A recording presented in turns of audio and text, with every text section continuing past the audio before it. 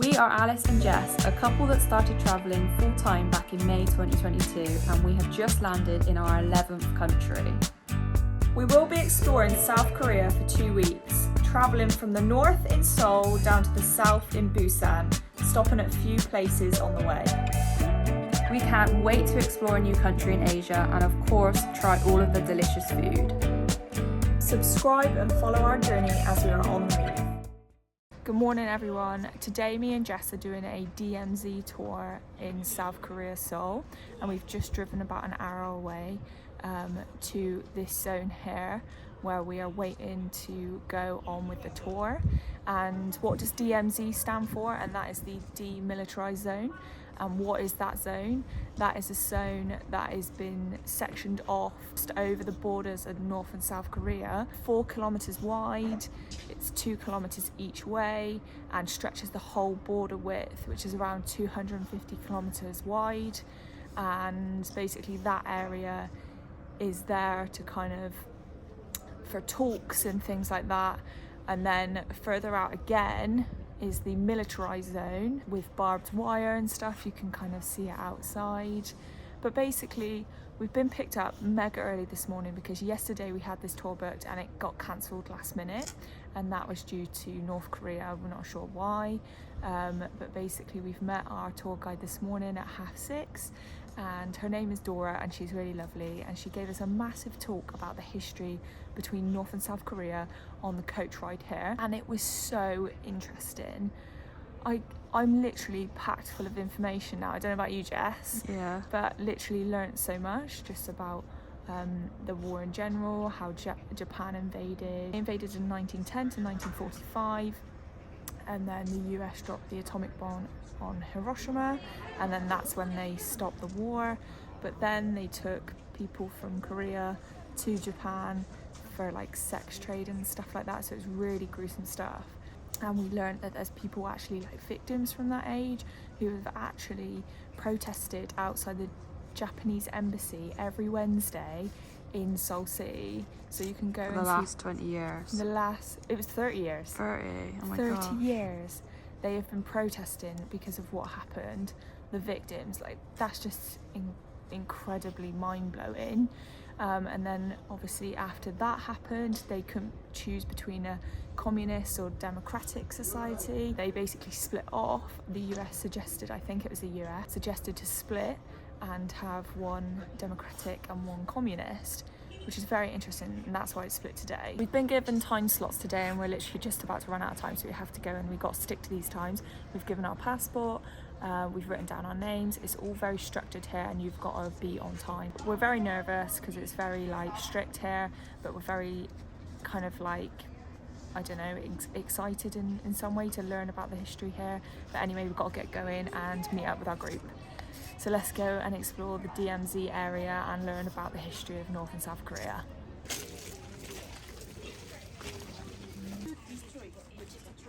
And the US or the UN soldiers that destroy this train.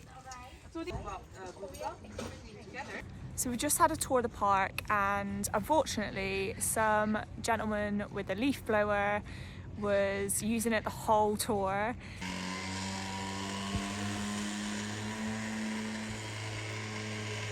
So mine and Jess's information was a bit up and down. We kept tuning in and out. But anyway, you can buy North Korean currency here, and as I collect currency, I thought it was a good opportunity to buy it. You get taken to a little hut and they explain all the different currencies for you, and yeah, you can purchase like packs of currency. It's actually very interesting. But behind me is a map, which we were stood at the back of the group for, but basically it was saying about the DMZ zone. This area here is where the tunnel was, the third tunnel, which is what we're going to visit today. And apparently you can actually see into the North Korean side, and it's the most dangerous tunnel here. They actually found 4 in total, and they presume that there is more. Yeah, it's basically showing people actually live inside the DMZ zone. So this is South Korea, and I think she said around 2000. I probably got my numbers wrong because I didn't really hear that much, but about 2,000 people actually live inside the DMZ zone on South Korea's side. There's music playing.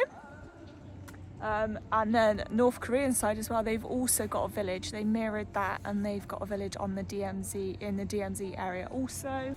It's extremely interesting, all of it. And then the next site was the train, so we'll head there now.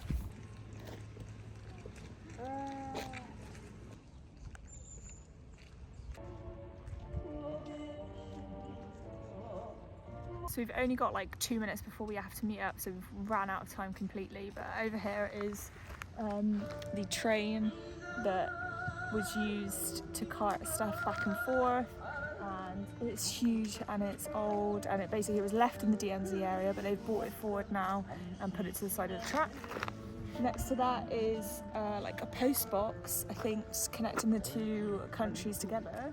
I don't think it's used at all. Over here is like a statue. Basically what happened after they split, there was it was a TV program, and they got basically people from South Korea stood there with information about their families, and people were actually allowed to meet, and around 10,000 families from North and South Korea actually managed to connect through this TV program. I'll tell you all about it later because we have to go, but it's super interesting. Like, yeah, it's a very, very interesting thing to do. If you're in Seoul, then definitely do it because we've learned so much already. And the song playing is the theme tune to the show. Yes, so yeah.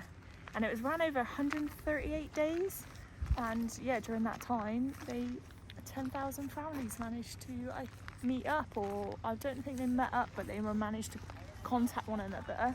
I think it was only for an hour and a half people got to meet for. I'm not sure, but it was like the biggest thing, and it was around 1983, I think, 1980s that happened. So yeah, extremely interesting. We've got to go meet Adora now and continue the tour. It's super foggy today, so we're probably not going to see anything, which we're gutted about, but yeah, absolutely brilliant tour.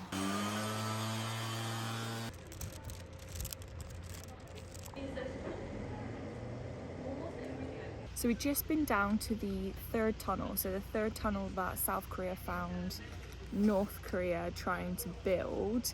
All of the tunnels that they found have all got like a meeting point. This particular tunnel is like around just over 1,600 meters long, and we're only allowed 255 meters into the tunnel. And South Korea have actually put 3 like barricades, so big concrete walls where you can actually see a cutout. So me and Jess walked to the end of the tunnel. We got to put hard hats on. It's 350 meters down, so it's a massive slope. It's a good workout, isn't it? yeah.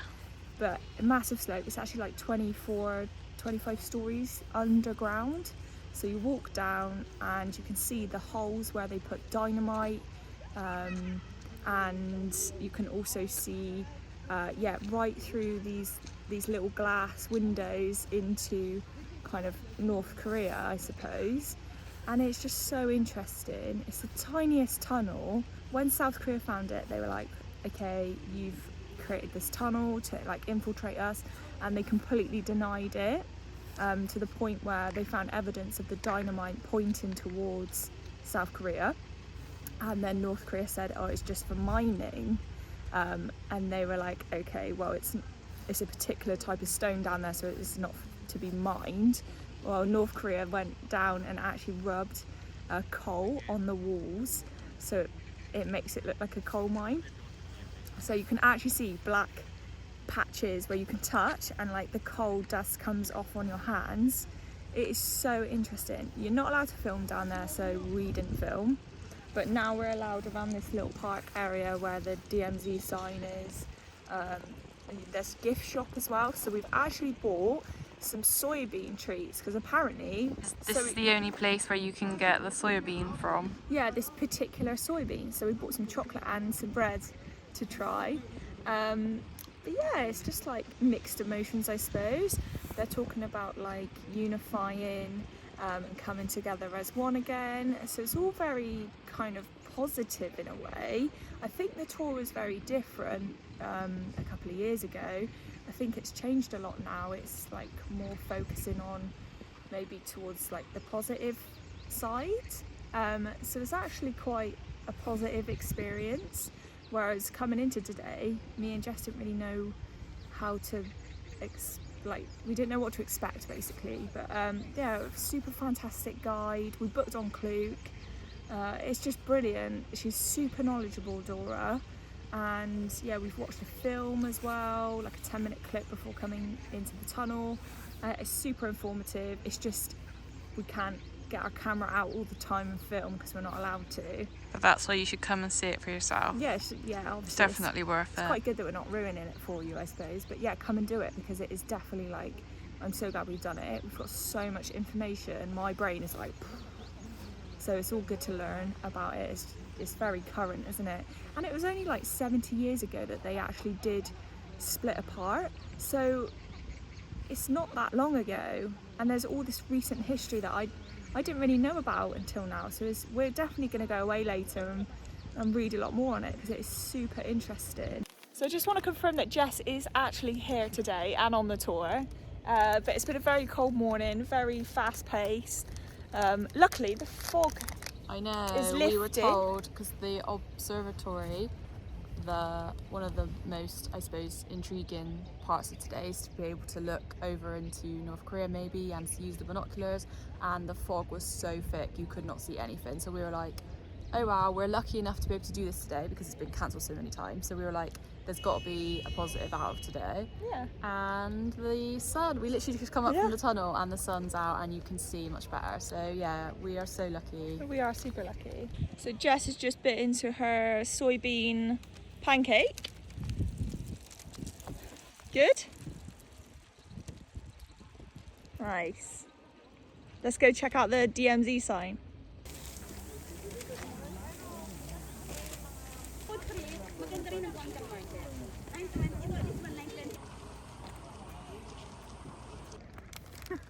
So I just had this do not eat thing on my hands and it's gone boiling hot. So I assume you use it to heat. Oh, weird. That's so strange. I'm just gonna eat it though.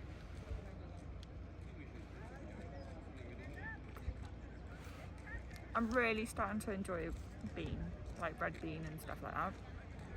Oh, it's lovely. That's the South Korea flag. And then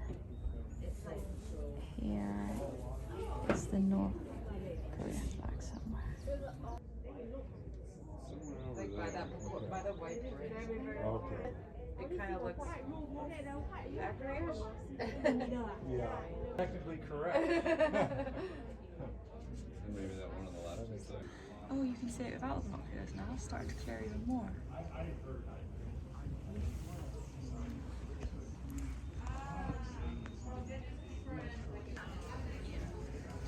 Cool. That's creepy.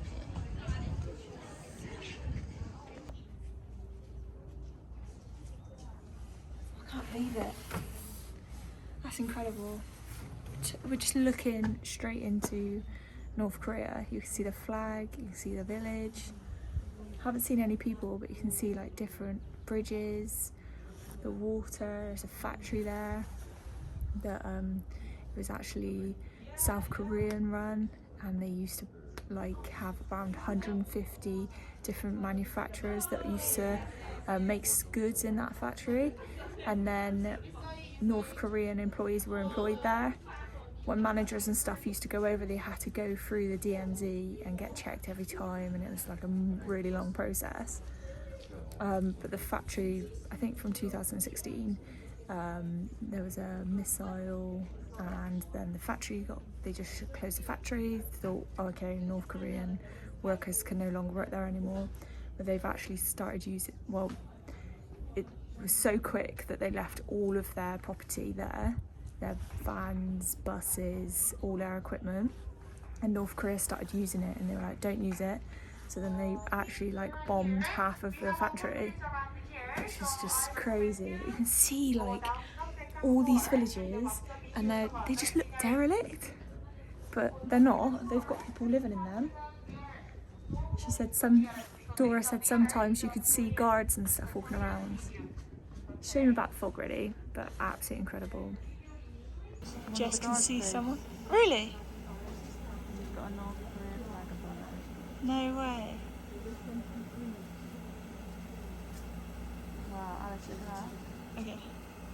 Apparently this area here is just filled with landmines. Sometimes on the news they hear of farmers like losing their lives or losing legs. Just so many landmines. After spending some time at the Dora Observatory, we hopped back onto the coach and we headed back to Seoul. That was the end of our day and our time in Seoul. We then headed to the bus station where we caught a bus all the way to our next destination here in South Korea. See you in the next vlog.